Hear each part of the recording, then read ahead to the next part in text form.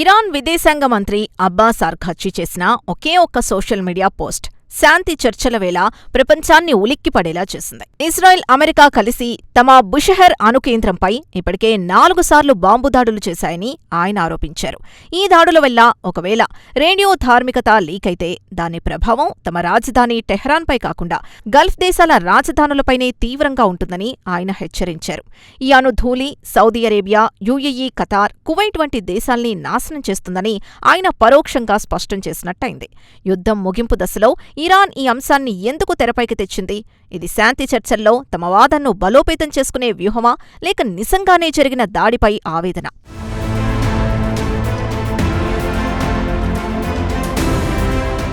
ఈ సందర్భంగా అర్ఘాచి పశ్చిమ దేశాల ద్వంద్వ వైఖరిని తీవ్రంగా ఎండగట్టారు. జపోరేసియా అణు విద్యుత్ కేంద్రం దగ్గర రష్యా దాడులు చేసినప్పుడు ప్రపంచమంతా ఆందోళన వ్యక్తం చేసిందని ఆయన గుర్తు చేశారు. అణు విపత్తు సంభవిస్తుందని పశ్చిమ దేశాలు గగ్గోలు పెట్టాయని విమర్శించారు. కానీ ఇప్పుడు అమెరికా, ఇజ్రాయెల్ నేరుగా తమ అణుకేంద్రంపైనే దాడులు చేస్తుంటాయి. ఈ దేశాలన్నీ ఎందుకు మౌనంగా ఉన్నాయని ఆయన ప్రశ్నించారు.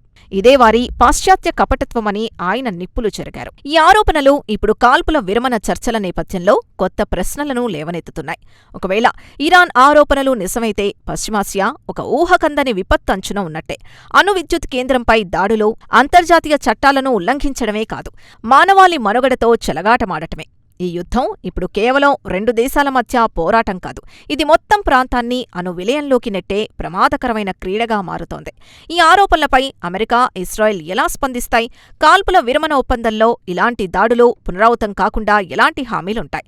ఒకవేళ యుద్ధం ముగిసినా బుషెహర్ ప్లాంట్ భద్రతపై నెలకొన్న అనుమానాల్ని ఎవరు నివృత్తి చేస్తారు?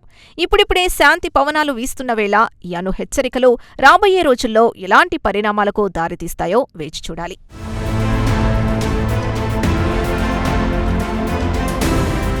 ఇక ఇదిలా ఉంటే ఇరాన్ ఆరోపణలు కేవలం రాజకీయ ప్రకటనగా కొట్టిపారేయడానికి లేదు. ఎందుకంటే అణు విద్యుత్ కేంద్రంపై దాడి అనేది ఒక రెడ్ లైన్ని దాటడం